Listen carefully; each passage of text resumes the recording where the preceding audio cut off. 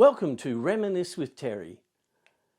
Today we are going to look at the history of zoos and delve into the macabre realm of zoos, of human zoos. From menageries to the oddities and modern forms of the zoo.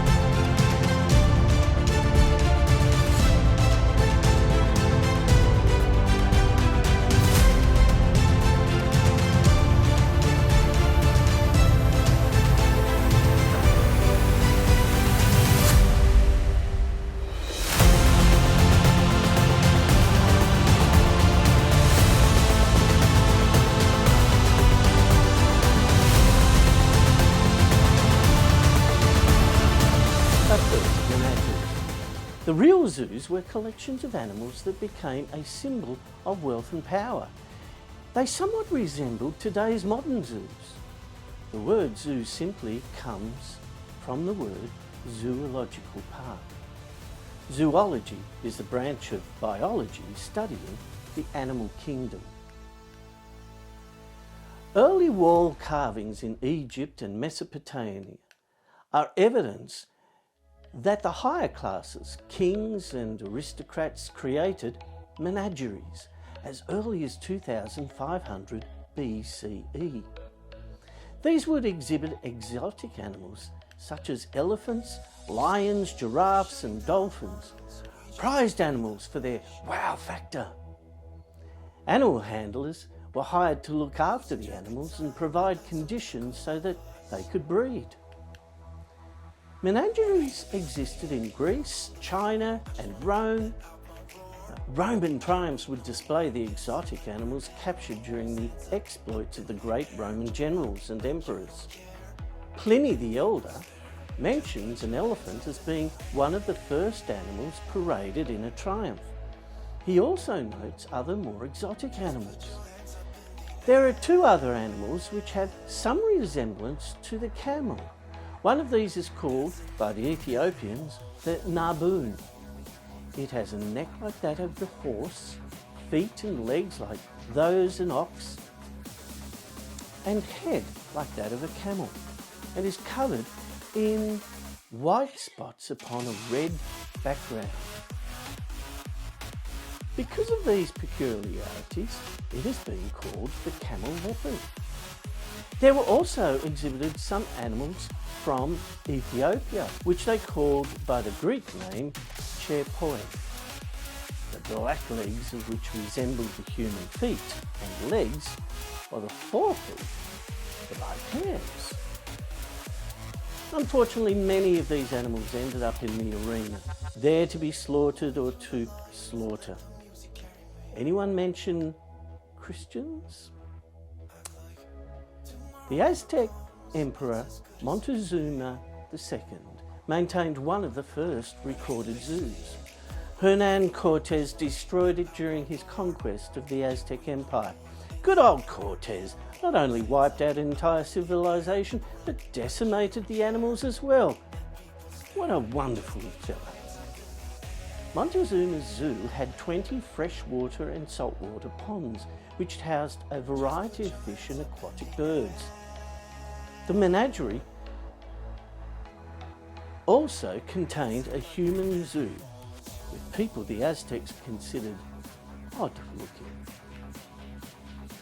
Some insight into the animals that may have been included at the zoo appeared in 2015, when archaeologists discovered the people of Teotihuacan were keeping captive animals for ritualistic purposes nearly 1,000 years before the Spanish arrived. Those creatures included jaguars, pumas, lynxes, eagles and rattlesnakes. To feed the animals, nearly 500 turkeys were needed daily. Many animals were also fed with portions of the carcasses of human sacrifices. In China, during the Zhou dynasty, between 2000 and 1000 BCE, parks were created that had walled enclosures that also kept a menagerie of animals. In the Han dynasty, records indicate private menageries were where animals including birds, bears, tigers, alligators, rhinoceroses and elephants. Neo-Assyrian gardens were very similar. Aristotle had the most extensive menagerie in ancient Greece. It was his menagerie that led to the first book dedicated to studying animals. This was Historia Animalium, or the History of Animals, written in the 4th century BCE.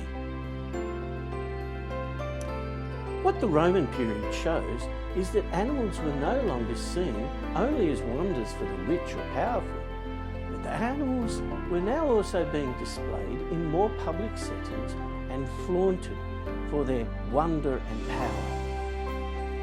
While animals were obviously treated cruelly, Roman times also saw the start of a process of people becoming more closely associated with wild and highly exotic animals. Now the macabre, human zoos. Ethnological expositions was the fancy scientific term given to human zoos. These were displays of people from exotic lands in so-called natural or a primitive state. It even included oddities such as people found in freak shows.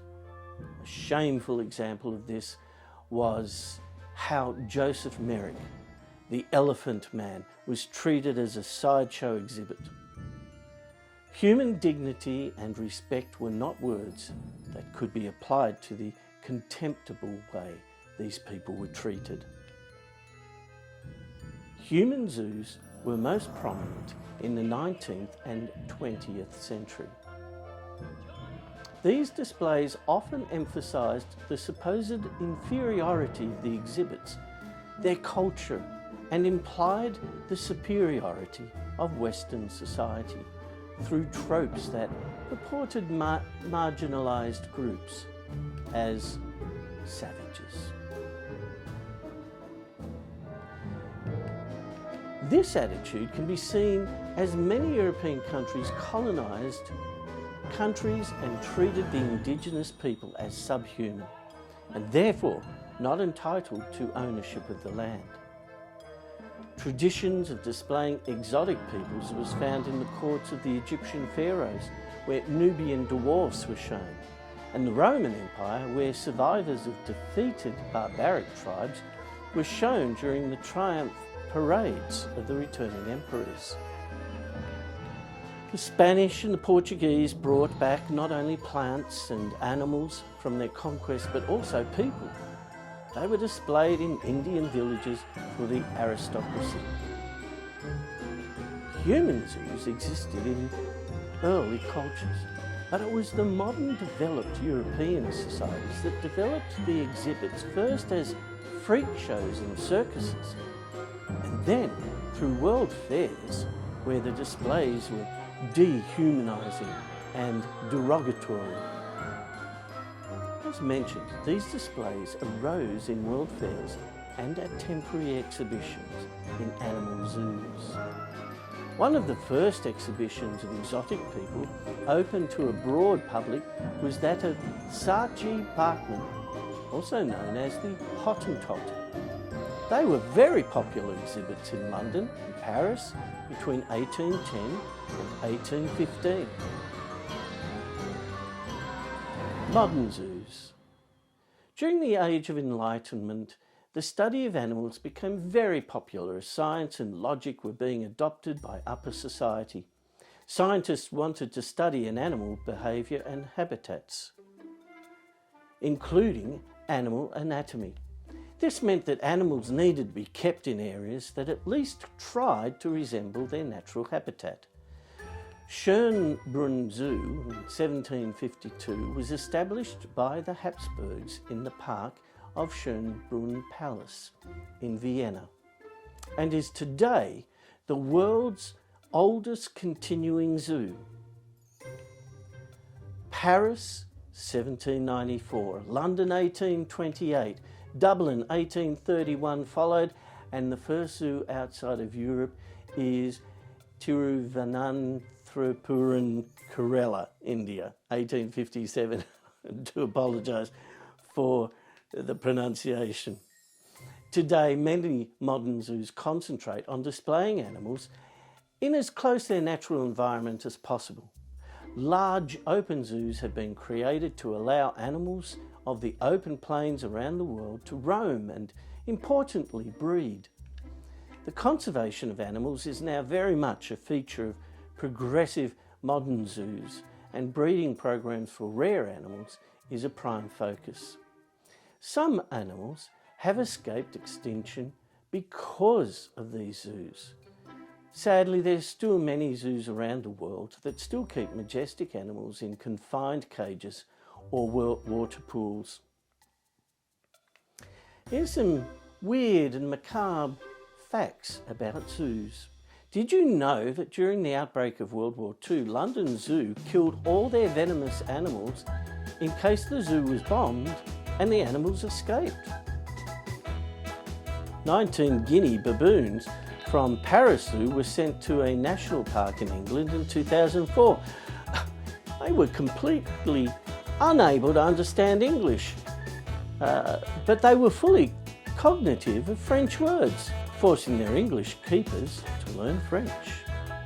Well, I hope you liked this episode of Reminisce with Terry, and if you did, please subscribe, click the like button and ring the bell so that you get reminders when there are new episodes. Please also note that I have a new stream of short historical events that I hope you find interesting, and that's part of my This Week in History series. Well, that's the end of our zoo exploration. I hope you really liked it, and if you have any comments, please do add them below, and I love to hear from you. So, until next time, please take care, and I look forward to seeing you again.